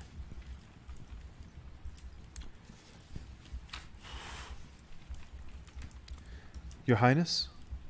Kai said nothing, staring at his father's chest as it rose and fell. The fingers on his shoulder tightened briefly, then fell away. "You are going to be Emperor, Your Highness. We must begin to prepare you. We've already put it off too long." Too long. 1 week. Kai pretended not to hear him. "As His Majesty, you must be strong. You know I will help in any way I can." Torin paused. "You're going to be a fine leader." "No, I'm not." Kai tugged a hand through his hair, pulling it back from his scalp. He was going to be Emperor. The words rang hollow. The true Emperor was there, in that bed. He was an imposter. "I'm going to go talk to Dr. Erland," he said, stepping back from the glass. "The doctor is busy, Your Highness. You shouldn't keep distracting him." "I just want to ask if there's been any developments."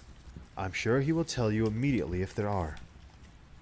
Kai set his jaw and fixed his gaze on Torin, the man who had been his father's advisor since before Kai was born. Even now, standing in the same room with Torin made him feel like a child, gave him a peculiar urge to be unruly. He wondered if he would ever get over that. Classic trope is if the advisor kills people. Oh my god. Oh, I'm taking 2 seconds. In the game Dishonored, which I love, the Royal Spy Master, in trying to help lower the poverty levels in the country, had released a rat plague, which was only supposed to kill part of the population, but got out of control and ended up terrorizing and killing most of the people. And he used the opportunity to take control of the country and be in charge, and yada yada yada. And I'm just getting like mad vibes from Torin that he's the one that set up the plague, the Letimosis. Anyway.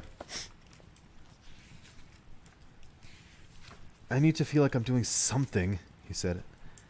I just can't stand here watching him die. Torin's eyes dropped. I know, Your Highness. It's hard for all of us. It's not the same, Kai wanted to say, but held his tongue. Torin turned away from him, facing the window, and bowed his head. Long live the Emperor. Kai repeated the words, whispering around the dryness in his throat. Long live the Emperor. They were silent, leaving the visitors' room and walking down the hallway to the elevators. A woman was waiting for them. Kai should have expected it. She was always nearby these days, when she was the last person on Earth he wanted to see. Sybil Mira, head thaumaturge, head thaumaturge to the Lunar Crown, exceptionally beautiful, with waist-length black hair and warm, honeyed skin. She wore the uniform befitting her rank and title, a long white coat with a high collar and bell-shaped sleeves, embroidered along the hems with runes and hieroglyphs that meant nothing to Kai. 5 paces behind her stood her ever-present, ever-silent guard, who was a young man, as handsome as Sybil was beautiful, with blonde hair pulled into a low ponytail and sharp features that Kai had yet to see an expression on. Sybil's lips curved as Kai and Torin approached, but her gray eyes remained cold.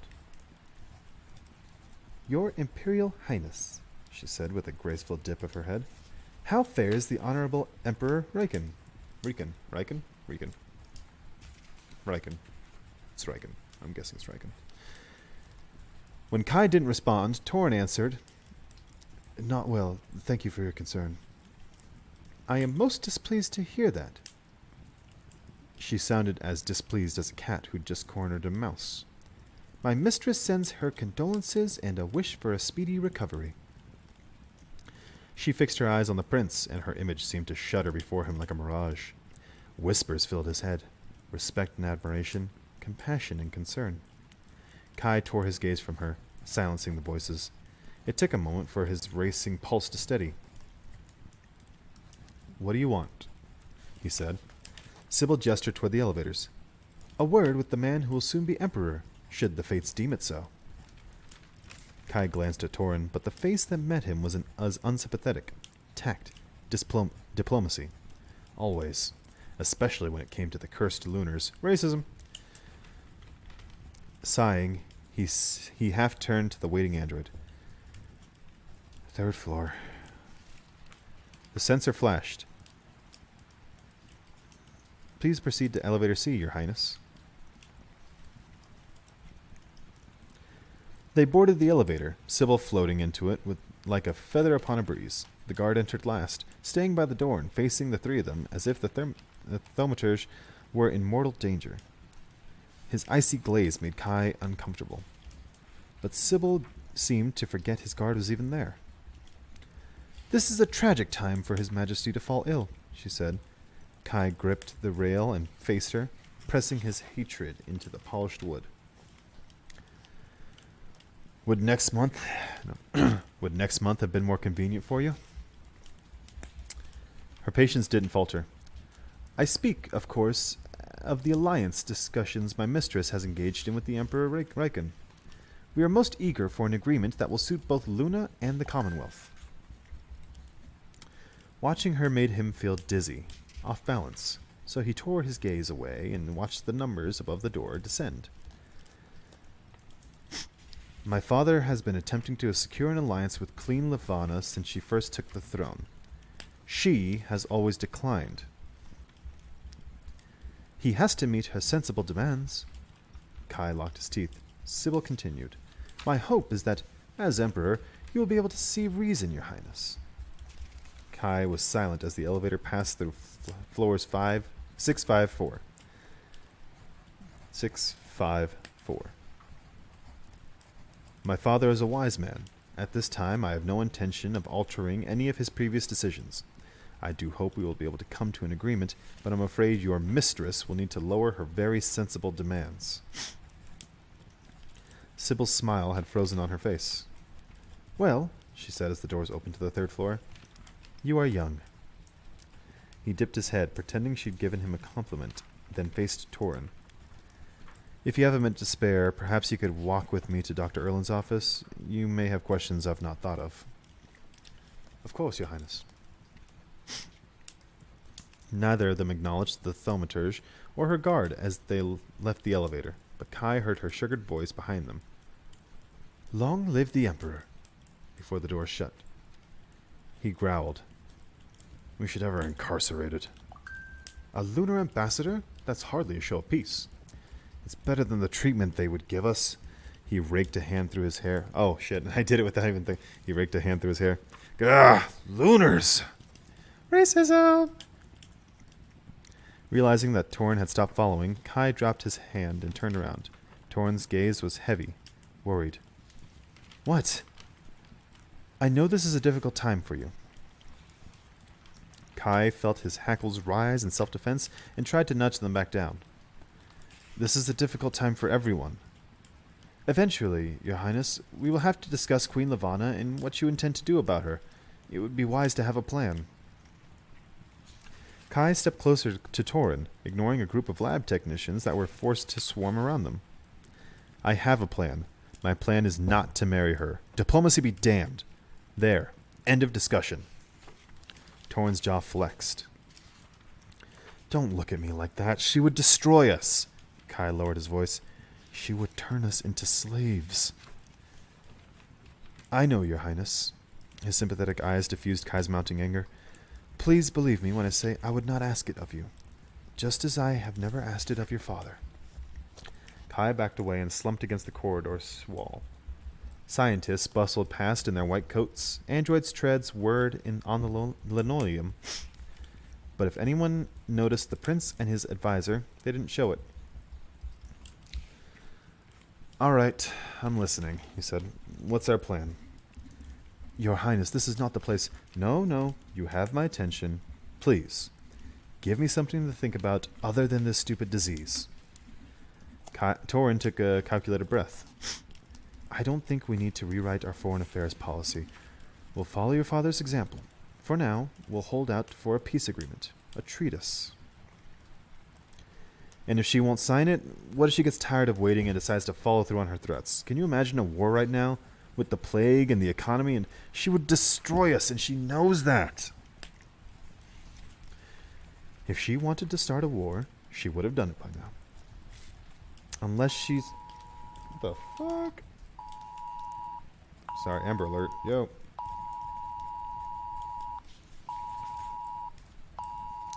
Good to know. Scared the hell out of me.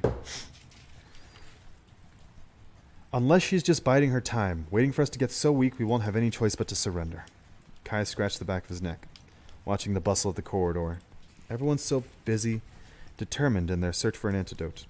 If there were an antidote. He sighed. "I should have married. If I'd already married, Queen Lavanna wouldn't even be an issue. She'd have to sign a peace treaty. If she wanted peace." At Torin's silence, he forced himself to look back at the advisor, surprised to find a rare warmth in his face. "Perhaps you meet a girl at the festival," said Torin. "Have a whirlwind romance, a happily ever after, and no more worries for the rest of your days." Kai tried to glare at him, but couldn't maintain it. Torin so rarely joked. "Brilliant idea. Why didn't I think of it?" He turned, bracing his shoulder against the wall, and folded his arms over his chest. "Actually, maybe there's one option that you and my father haven't considered. Something that's been on my mind lately." "Do tell, Your Highness." He lowered his voice. "Lately, I've been doing a little research," he paused before proceeding, on the lunar air." Torin's eyes widened. "Your Highness..." "Just hear me out," Kai said, raising his hands to silence Torin before he could be chastised. He already knew what Torin would say. Princess Celine, Queen Lavanna's niece, was dead. She had died in a fire 13 months ago. There was no lunar air. "There are rumors every day," Kai continued. "Sightings, people claimed they helped her, theories. Yes, we've all heard the theories. You know as well as I, there's no substance to them. But what if it's true? Kai crossed his arms and ducked his head toward Torin, voice trailing to a whisper. What if there's a girl out there who could usurp Lavana? Someone even stronger. Are you listening to yourself? Someone stronger than Lavana? You mean someone like her sister, who had her favorite seamstress's feet chopped off, so she would have nothing better to do than to sit and make her fine dresses. We're not talking about Queen Channery. No, we're talking about her daughter, Kai. The entire bloodline, every last one of them has been greedy, violent, corrupted by their own power. It's in their blood. Believe me when I say that Princess Celine, even if she were alive, would be no better. Kai realized his arms were aching from squeezing them so hard, his skin gone white around the fingertips. She can't be very well worse. She can't very well be worse, he said. And who knows, if the rumors are right, and maybe she's been on Earth this whole time, maybe she would be different. Maybe she would be sympathetic to us. You're basing this wishful thinking on rumors. They never found a body. Torin pursed his lips into a thin line. They found what's left of one. It couldn't hurt to do some research, could it? Said Kai, beginning to feel desperate. His heart had been set on the idea for so long, his research harbored so close to his heart. He couldn't bear to think it had all been just wishful thinking, although the possibility had always lingered in the back of his mind. Yes, it could hurt. Yes, it could hurt, said Torin. If Lavana were to find out you were considering this, it would destroy our chance at procuring a treaty. We shouldn't even be talking about this. It's dangerous. Now who's listening to rumors? Your Highness, this is the end of this discussion. Your objective right now must be to prevent a war, not worrying about phantom lunar princesses. What if I can't prevent it? Torin opened his palms, looking weary after their argument. Then the Union will fight. Right. Excellent plan. I'm so comforted now that we've had this talk. He turned away and marched blindly towards the labs. Sure, the Earth and Union would fight, but against Luna, they would lose. What a jam-packed chapter. Damn. Yeah, I'm going to take a second to get a little beverage on me. I'm getting a little dry on this reading.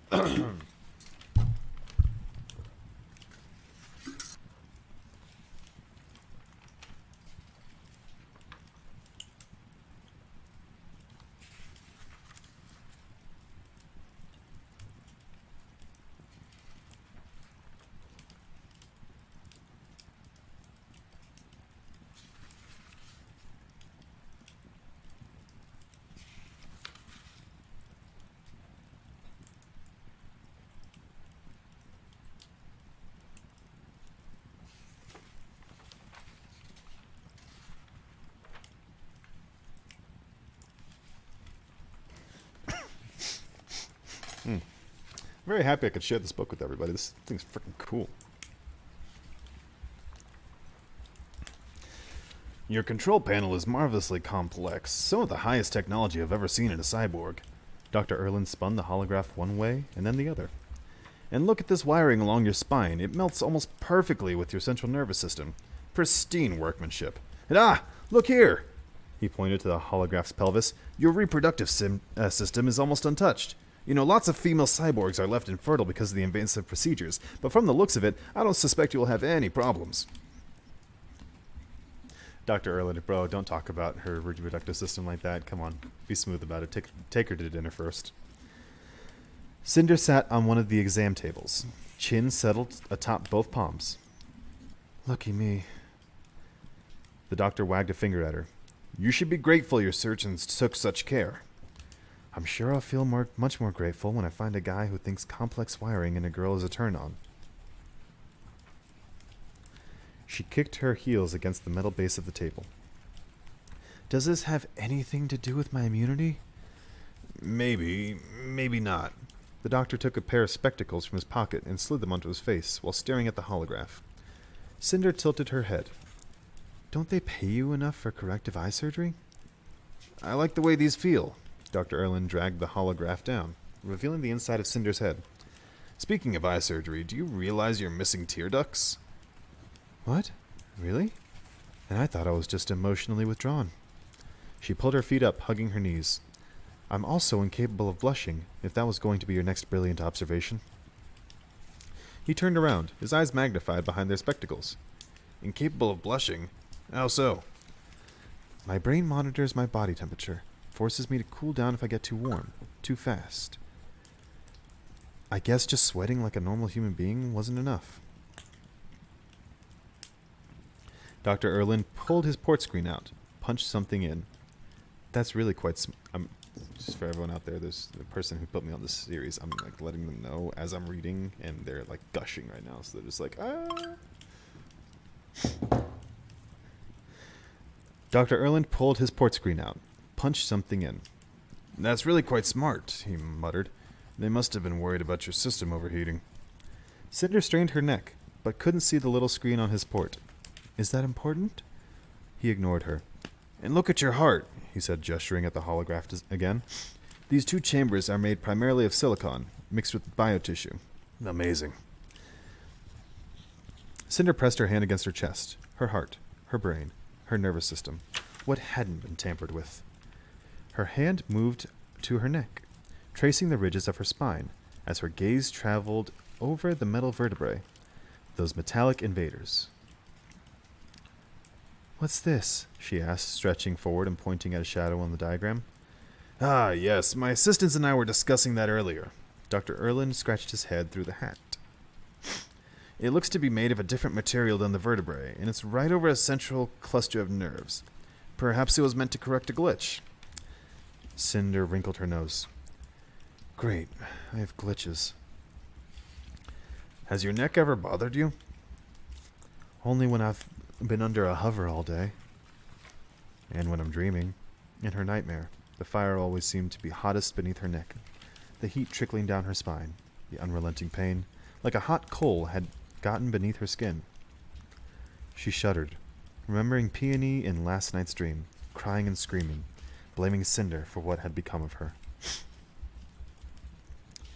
Dr. Erland was watching her, tapping his port screen against his lips. Cinder squirmed. I have a question. Yes, said the doctor, pocketing the screen. You said before that I wasn't contagious after my body got rid of those microbes. That's correct. So, if I had contracted the plague naturally, say, a couple of days ago, how long before I was no longer contagious? Dr. Erland puckered his lips. Well, one can imagine that your body is more efficient at ridding itself of the carriers every time it comes in contact with them. So if it took 20 minutes to defeat them all this time... I would think it would have taken no longer than an hour, the time before that. 2 at the most. Hard to say, of course, given that every disease and every body works a little differently. Cinder folded her hands into her lap. It had taken a little more than an hour to walk home from the market. What about... Can it cling to, say, clothing? Only briefly. The pathogens can't survive long without a host. He frowned at her. Are you all right? She fiddled with the fingers of her gloves, nodded. When do we get to start saving lives? Dr. Erland adjusted his hat. I'm afraid we can't do much until I've had a chance to analyze your blood samples and map your DNA sequencing. But first, I wanted to get a better grasp on your body makeup, in case it could affect the results. Being cyborg can't change your DNA, can it? No, but there have been studies suggesting that human bodies develop different hormones, chemical imbalances, antibodies, that sort of thing, as a result of the operations. Of course, the more invasive the procedure, the more... You think it has something to do with my immunity? Being cyborg? The doctor's eyes glowed, giddy, unnerving Cinder. Not exactly, he said. But like I said before, I do have a theory or two. Were you planning on sharing any of those theories with me? Oh yes. Once I know I'm correct, I plan on sharing my discovery with the world. In fact, I have had a thought about the mystery shadow on your spine. Would you mind if I try something? He took off the spectacles and slid them back into his pocket beside the port screen. What are you going to do? Just a little experiment. Nothing to worry about. She twisted her head as Dr. Erland walked around the table and placed the tips of his fingers on her neck, pinching the vertebrae just above her shoulders. She stiffened at the touch. His hands were warm, but she shivered anyway. Tell me if you feel anything unusual. Cinder opened her mouth, about to announce that any human touch felt unusual, but her breath hiccuped. Fire and pain ruptured her spine, flooding her veins. She cried out and fell off the table, crumpled to the floor. Did Dr. Erland just shut her off accidentally? What? What the fuck? Ah!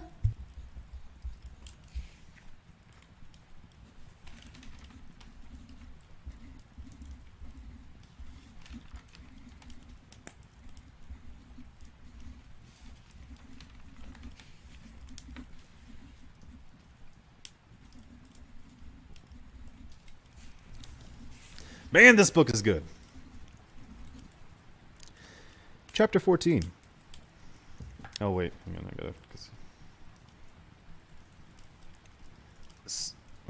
Sorry, starting 14, not 15.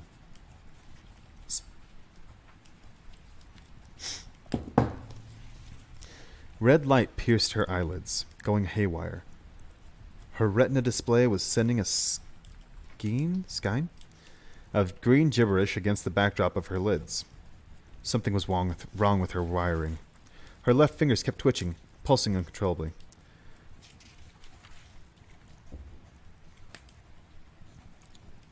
Calm down, Miss Lynn. You're perfectly all right.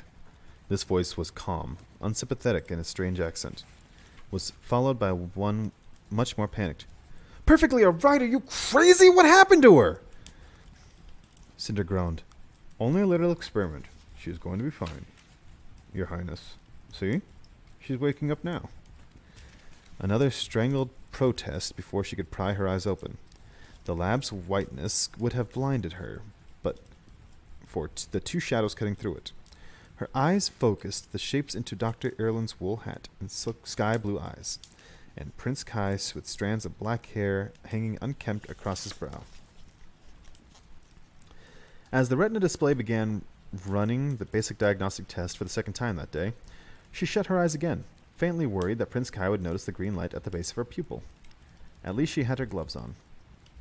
Are you alive? Kai said, pushing her mussed hair back from her forehead. His fingers felt hot and clammy against her skin before she realized that she was the one who was feverish. Which shouldn't have been possible. She couldn't blush, couldn't have a fever, couldn't overheat. What had the doctor done to her? Did she hit her head? Kai said. The twitching stopped. Cinder pressed her hand against her body in an instinctual effort to hide them.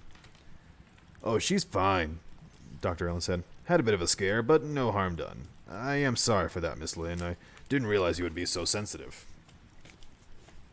See, and I did this voice because I didn't realize it was Dr. Erland.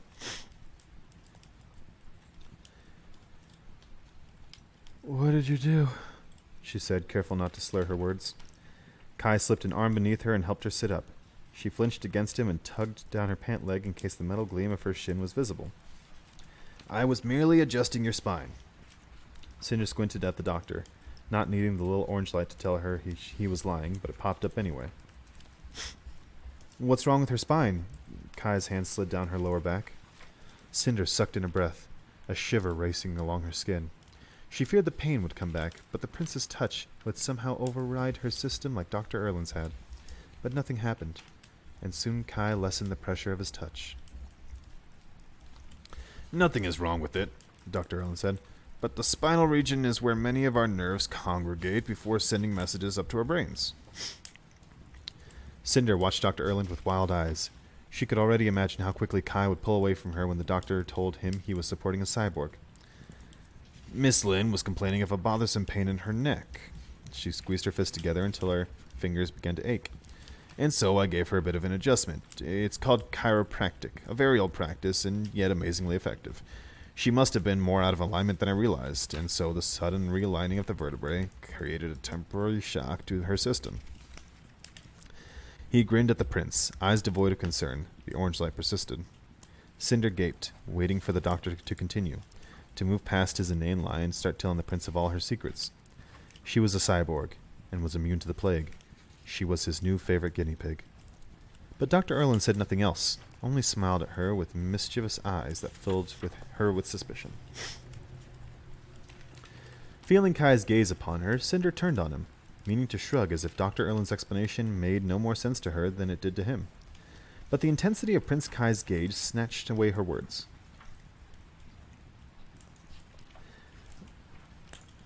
I would hope he's telling me the truth, because it would be a shame for you to die when we've just had the pleasure of meeting. His eyes glinted, as if sharing a secret joke, and she forced the fakest laugh she'd ever heard from her own lips.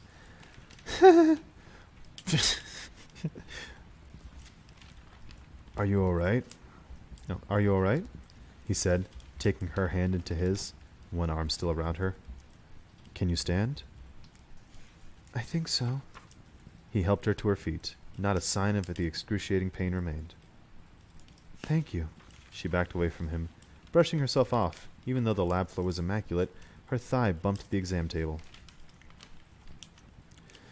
What are you doing here? He asked, hands falling to his sides, hanging awkwardly for a second before finding their way into his pockets. Cinder opened her mouth, but was interrupted by Dr. Erland clearing his throat. You two have met? He asked, bushy eyebrows disappearing into his cap. Kai answered. We met yesterday, at the market. Cinder shoved her hands into her pockets, mirroring Kai, and discovered the wrench. I'm, here because,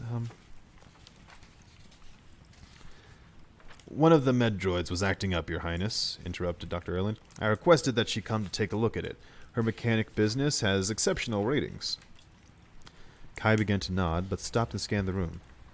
What med droid? It isn't here anymore, of course, said Dr. Erland, his voice chipper as if lying were a fun game. It's probably drawing off blood as we speak. Right, said Cinder, forcing her jaw to stop hanging open like an idiot's. I already fixed it. Good as new. She pulled out the wrench and twirled it over her fingers like hard evidence. Though Kai appeared confused, he nodded as if the story wasn't worth questioning. Cinder was grateful that the doctor had so easily devised a story, but it also unnerved her. What reason did he have to keep secrets from the Crown Prince, especially when he could be nearing a breakthrough on plague research? Didn't Kai deserve to know about it? Didn't everyone? I don't suppose you've had a chance to look at Nancy, Kai said. Cinder stopped twirling the wrench and clutched it with both hands to keep herself from fidgeting. No, not yet. I'm sorry. It's been the last 24 hours. He shrugged her words away, but the gesture was stiff on him. You probably have a client list a mile long. I shouldn't expect royal treatment. His mouth twitched. Although I guess I do anyway. Cinder's heart tripped as his grin caught her by surprise. Every bit as charming and unexpected as it had been at the market. I need water. That's not water. Then her eye spotted the holograph behind him, still showing her inner workings, from the metal vertebrae to her bunched wires to her perfectly intact ovaries. What the What? You can't just drop that word on me with... What the fuck? She snapped her gaze back to Kai, pulse racing. I promise I'll take a look at it as soon as I can, before the festival, definitely. Kai turned, following her gaze to the holograph. Cinder squeezed her fists together, nerves twisting in the base of her stomach, as Kai recoiled from the image. A girl, a machine, a freak. She bit her lip, resigning herself to never receiving another of the prince's heart-stopping smiles, when Dr. Erland stepped toward the holograph and turned the net screen off with a flick. My apologies, Your Highness. Patient confidentiality. That was from today's draft subject. Another lie. Cinder strangled the wrench, equal parts gratitude and suspicion filling her. Kai shook off his surprise. That's actually why I came down here. I was wondering if you'd made any progress. Hard to say at this point, Your Highness, but we may have found a potential lead. I'll of course keep you posted on any developments. He smiled innocently, first at Kai, then at Cinder. The look was clear. He would not tell Kai anything. She just couldn't understand why. Clearing her throat, Cinder backed towards the exit. I should go, then. Let you get back to your work, she said, tapping the wrench against her palm. I guess, I'll be back to make sure the med is performing properly. Say tomorrow? Perfect, said the doctor. I also have your ID number in case I ever need to find you. His smile darkened, just barely, as if to say that Cinder's volunteer status would only last so long as she did return voluntarily. She was valuable now. He had no intention of letting her walk out forever. I'll see you out, said the prince, flashing his wrist by the scanner. The door opened. Cinder held up her gloved hands, the wrench locked in her grip. No, that's fine. I can find my way. Are you sure? It's no trouble. Yes, positive. I'm sure you have a very important royal government research things to discuss. But thank you, Your Highness. She attempted an awkward bow, glad that at least this time she had both feet firmly attached. All right, well, it was nice to see you again. A pleasant surprise. She laughed ironically, surprised to find his expression serious, his eyes warm upon her, and a little curious. You too. She backed out the door, smiling, trembling, praying there were no grease spots on her face. I'll calm you then when your android is ready. Thank you, Lin Mei. You can call me Sin. The door shut between them. Cinder would be fine, Your Highness. She sagged against the corridor wall, thumping her knuckles against her forehead. I'll calm you. You can call me Cinder? She mimicked, then bit down her lip. Don't mind the babbling, girl. He was the fantasy of every girl in the country. He was so far out of her realm, her world, that she should have stopped thinking about him the second the door had closed. She should stop thinking about him immediately. Should never think about him again, except maybe as a client, and her prince. And yet, the memory of his fingers against her skin refused to fade. Cinder's in love with the prince. Aww. That's so cute.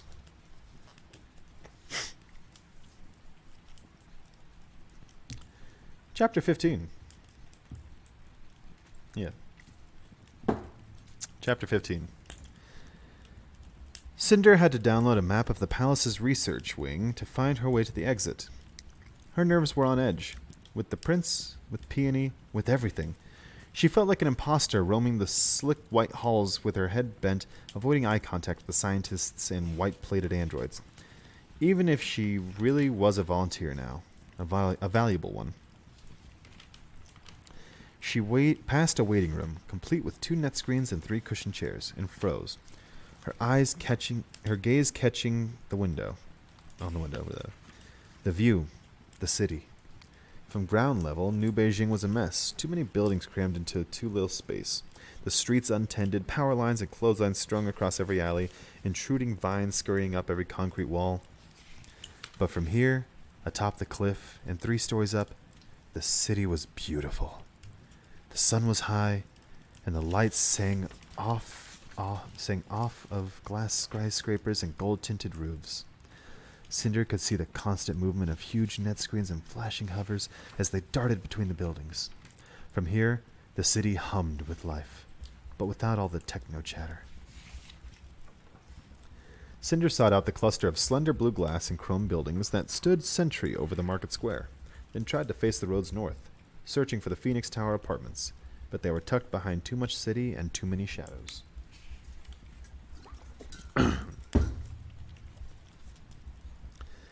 Cinder sought out the cluster of Her awe slipped away. She had to go back to the apartment, back to her prison. She had to fix Kai's android. She had to protect Aiko. Who wouldn't last a week before Audrey got the idea in her head to dismantle her for scrap metal, or worse, replace her faulty personality chip? She'd been complaining about the android being too opinionated since the day Cinder had come to live with her. Besides, she had nowhere else to go. Until Dr. Erland was able to figure out how to deposit the payment into Cinder's account without Audrey finding out, she had no money and no hover, and her only human friend was a prisoner herself in the quarantines. She balled her fists. She had to go back, but she wouldn't stay long. Audrey had made it quite clear that she saw Cinder as worthless, a burden. She had no qualms dismissing her when she found a lucrative means to do so. a way that would keep her free of guilt because, after all, they needed to find an antidote. Peony needed an antidote.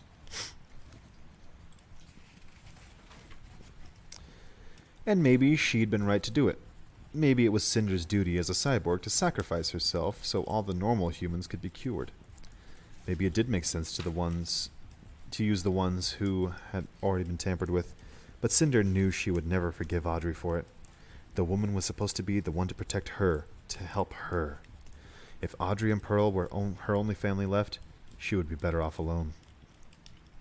She had to get away, and she knew just how she was going to do it.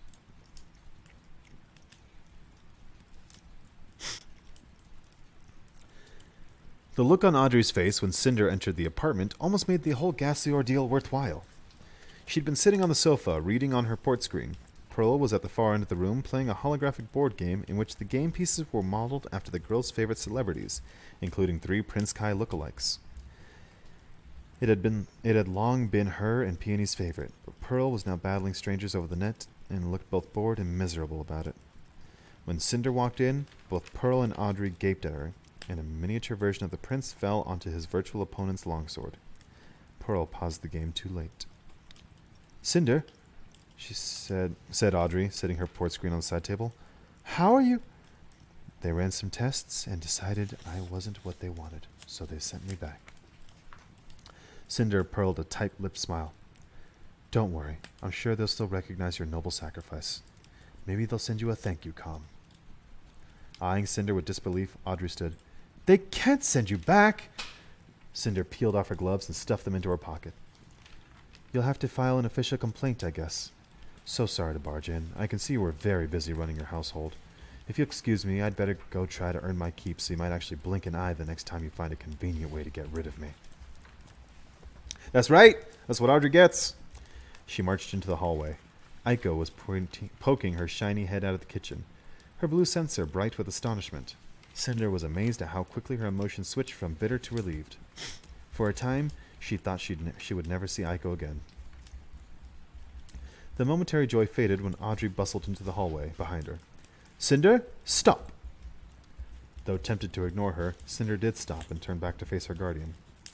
They stared at each other, Audrey's jaw working as she stumbled over her surprise. She looked old, years older than she had before. "I will be contacting the research facility to check your story and make sure you aren't lying about this," she said. "If you did something, if you ruined this one chance I had to help my daughter." The anger in Audrey's voice broke, then rose into shrill yelling. Cinder could hear her burying her tears beneath her words. "You cannot be that useless!" She pulled her shoulders back, gripping the door jamb. "What else do you want me to do?" Cinder yelled back, flailing her hands. "Fine, contact the researchers. I didn't do anything wrong. I went there. They ran some tests, and they didn't want me. I'm so sorry if they didn't ship me home in a cardboard box, if that's what you were hoping for." If that's what... I guess. That's what you're hoping for. Okay.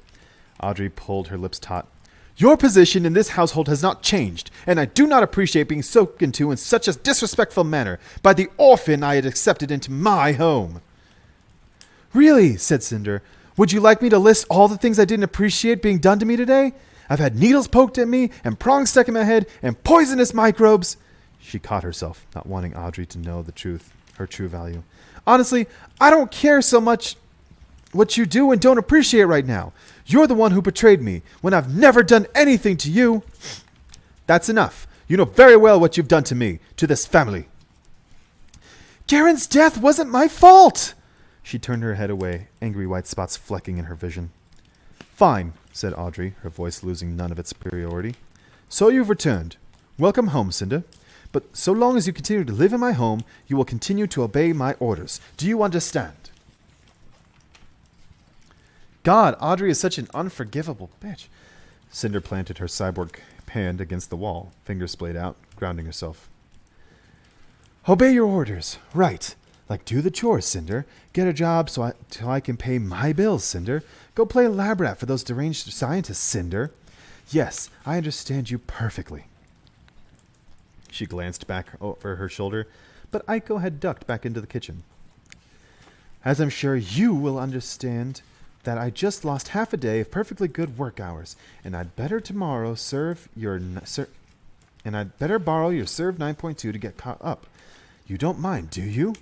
Without waiting for a response, she stormed back to the closet of a bedroom and slammed the door behind her.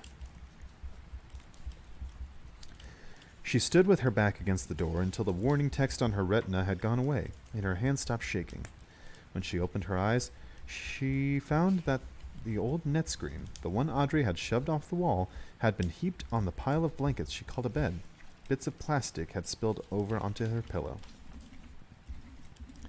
She hadn't noticed if Audrey had already bought them a new one or if the living room wall was empty. Sighing, she changed her clothes, eager to be rid of the smell of antiseptic that lingered on them. She shoved the spare plastic pieces into her toolbox and tucked the screen beneath one arm before venturing back out into the apartment. Aiko hadn't moved, half hidden in the kitchen doorway. Cinder cocked her head toward the front of the apartment, and the android followed. She did not look into the living room as she passed, but she thought she heard the strangled sound of Prince Kai's dying from Pearl's game. They had barely stepped out into the main corridor, fairly quiet for once with the neighbor children off at school, when Aiko wrapped her gangly arms around Cinder's legs. "How is this possible? I was sure you'd be killed. What happened?" Cinder handed the toolbox to the robot and headed for the elevators. "I'll tell you everything, but we have work to do." She waited until they were alone and on their way to the basement before filling Aiko in on all that had happened, leaving out only the part about Prince Kai coming and finding her unconscious on the floor. "You mean you have to go back? Back?" said Aiko as they stepped out into the basement. "Yes, but it's fine. The doctor said I'm not in any danger for now. Plus, they're going to pay me, and Audrey won't know about it." "How much?" "I'm not sure, but a lot, I think." Aiko grabbed Cinder's wrist just as Cinder opened the chicken wire door to her workroom. "You realize what this means?" Cinder held the door open with her foot. "Which part?" "It means you can afford a pretty dress. Prettier than Pearl's. You can go to the ball, and Audrey won't be able to say anything to stop you." Cinder pressed her lips together, like she'd just been bitten a lemon, and pulled her wrist from Aiko's grip. "Really, Aiko?" she said, examining her mess of tools and spare parts. "You really think Audrey's going to let me go now, just because I can buy my own dress? She would probably tear it off me and try to resell the buttons." Well, fine. We won't tell her about the dress or about going to the ball, but you don't have to go with them. You're better than them. You're valuable." Aiko's fan was whirring like mad, as if her processor could barely keep up with all these revelations. "Immune to letimosis? My stars! You could be a celebrity because of this!" Cinder ignored her, stooping to prop the net screen against the shelving unit. Her gaze landed on a pile of silver fabric crumpled into the far corner, barely shimmering in the dusty light. "What's that?" Aiko's fan calmed to a slow hum. "Peony's ball gown. I couldn't bring myself to throw it away. I didn't think anyone would ever come down here again. What with you? So I just thought I'd keep it for myself." "That was bad, Aiko. It could have been infected." Cinder hesitated only for a moment before walking to the dress and picking it up by the pearl-dotted sleeves. It was smudged with dirt and covered in wrinkles. There was a chance it had been exposed to letimosis, but the doctor said the disease wouldn't survive long on clothing. Besides, nobody was ever going to wear it now. She draped the gown over the welder and turned away. We're not using this money on a dress," she said. "We're still not going to the ball." "Why not?" Aiko said, a distinct whine in her robotic voice. Approaching her desk, Cinder swung her leg up and started unloading the stashed tools from her calf. "You remember the car we saw at the junkyard, the old gasoline one?" Aiko's speaker made a coarse grumbling noise, the closest she could get to a groan. "What about it?" "What about it?" It's going to take all our time and money to fix it up." "No, Cinder, tell me you're joking." Cinder was recording a mental list as she shut the storage compartment and rolled down her pant leg. The words scrolled across her vision. Get car, assess condition, find parts, download, wiring, blueprint, order, gasoline. She spotted Kai's android on her work table. Fix, android. I am serious. She pulled her hair back into its tight ponytail, strangely excited. Marching to the standing toolbox in the corner, she started fishing for things that might come in handy. Bungee cords and chains, rags and generators, anything to help get that car cleaned up and ready for fixing. We're going back tonight. Get it to the parking garage if we can. Otherwise, we might have to fix it at the yard. Now, I need to go back to the palace tomorrow morning and take a look at the prince's android tomorrow afternoon. But if we're diligent, I think we could have it fixed in a couple weeks. Maybe less. Depending on what it needs, of course. But why? Why are we fixing it? Cinder shoved the tools into her messenger bag. Because that car is going to get us out of here. Oh man, reading out loud for long periods of time really messes with your throat. So, that's, yeah. Wow, okay. She's immune to letumosis. What if she's possibly the daughter? Princess Celine. Wouldn't that be wild? The android has a secret in her. I'm gonna guess that it's who Princess Celine is. Prince Kai's trying not to marry, but doesn't want to go to war. Peony is still dying. Dr. Erland is so freaking cool. My throat hurts from all the reading, but this is really freaking dope. I love this book. This is awesome, and we're doing lots more of this. So, thank you for sitting through chapter whatever the hell it was to 16. The start of 16. We'll catch you on the next one. Keep reading. How did people end this?